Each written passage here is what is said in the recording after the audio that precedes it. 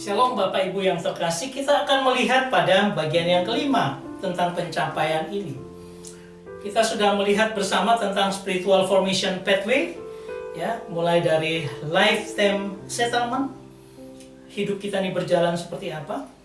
Kita harus mencapai dari pertobatan kita manusia baru sampai dengan kita dewasa dalam Tuhan, kita bersama-sama melanjutkan sampai dengan apa yang Tuhan inginkan dalam kehidupan kita terjadi.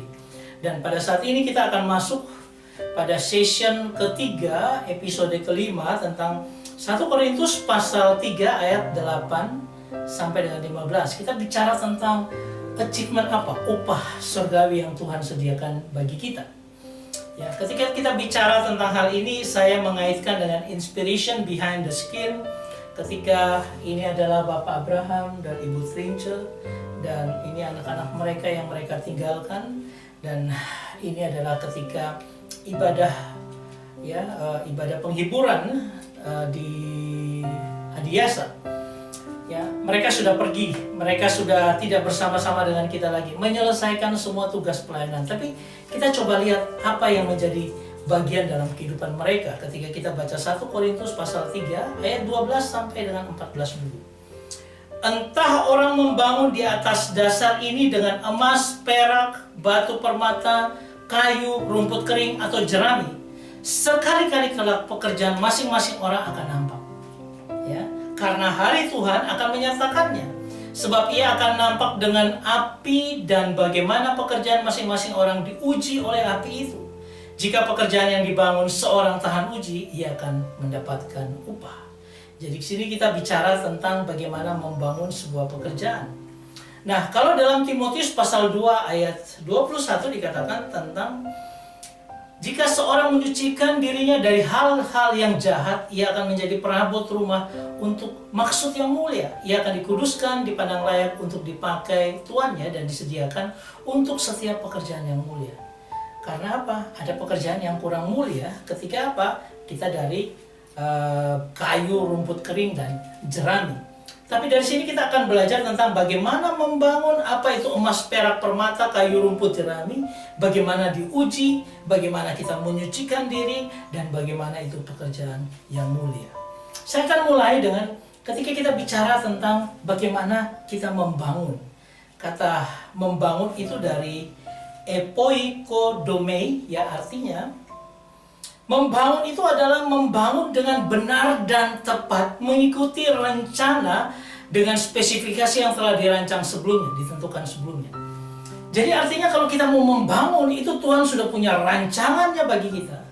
Hanya tinggal rancangan itu jadi atau tidak, itu bagaimana kita mengelola diri kita untuk apa? Membangun diri kita, apakah kita ada di emas, perak, batu permata, atau di rumput jerami itu. Jadi itu sudah ada blueprintnya, dimana kita tinggal jalankan blueprint. Kita kalau taat kepada Tuhan, sungguh-sungguh taat dengan Tuhan, dan juga kita bisa melayani secara dulos dengan menjadi budak Tuhan, dengan sungguh-sungguh menghambakan diri kepada Tuhan. Saya percaya membangun itu akan sampai sesuai dengan yang Tuhan inginkan, yang benar tepat mengikuti rancangan atau spesifikasi yang sudah dirancang. Jadi di dalam kerajaan Allah yang sudah Tuhan rancang sebelum dunia itu dijadikan, itu sungguh luar biasa. Bahkan ketika kita jatuh pun, ya, rancangan itu sudah ada. Sehingga tinggal bagaimana ketika kita diberikan kesempatan untuk hidup, kita membangun sesuai dengan rancangan. Kalau kita mau menjadi emas, perak, permata, dan sebagainya, kita tinggal pakai hidup kita dengan luar biasa dengan Tuhan, bersama dengan Tuhan, bangun diri kita penuh dengan kedewasaan, manusia rohaninya kita bangun dengan luar biasa. Tapi belum tentu, karena apa? Kadang-kadang kita kayu, rumput, jerami. Ya. Jadi kita ini harus hati-hati sekali dengan hidup kita. Kenapa demikian? Kalau kita pakai menjadi kayu, rumput, jerami, kebakar sedikit, ya, diuji dengan api, selesai.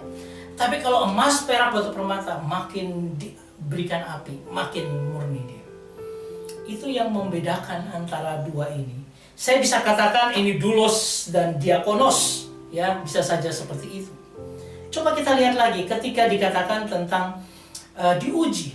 kata diuji adalah dokimazo, ya. Artinya apa?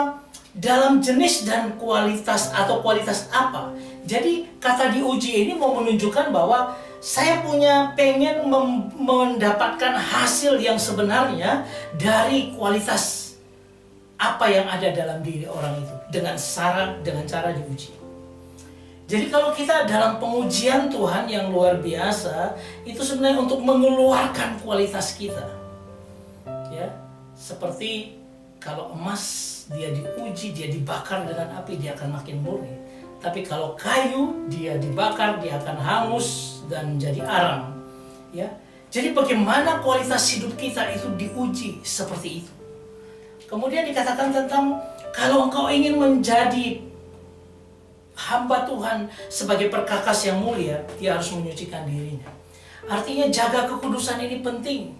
Saya melihat orang seperti saudara kita Abraham, dia menjadi pelayan Tuhan di mana dia menyanyi, menjadi song leader, menyanyi memuji Tuhan, itu tidak gampang.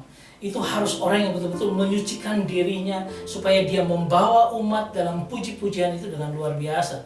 Dan kesaksian jemaat juga menyatakan bagaimana kalau dia memimpin akan sebuah ibadah dengan menjadi song leader, dia membawa luar biasa orang dalam hadirat Tuhan. Itu harus suci, harus kudus di hadapan Tuhan, supaya Tuhan pakai untuk hal-hal yang mulia. Nah, pekerjaan yang mulia adalah pekerjaan yang Tuhan berikan, yang memberikan dampak kemuliaan Tuhan dinyatakan dalam kehidupan kita. Pekerjaan yang sungguh-sungguh kita pakai untuk memuliakan Tuhan. Ketika apa? Ketika kita memberi bagi orang lain dengan kesungguhan hati.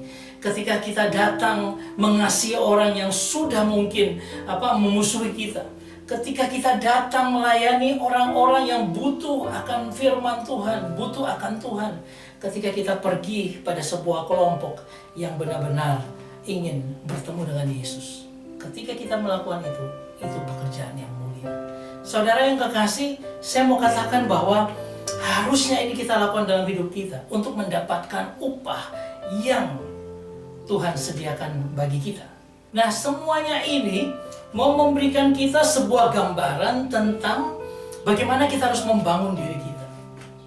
Supaya apa? Kita benar-benar dibangun dan akhirnya apa? Yang terjadi kita lakukan pekerjaan yang mulia, upah kita luar biasa. Nanti kita akan melihat pada video selanjutnya.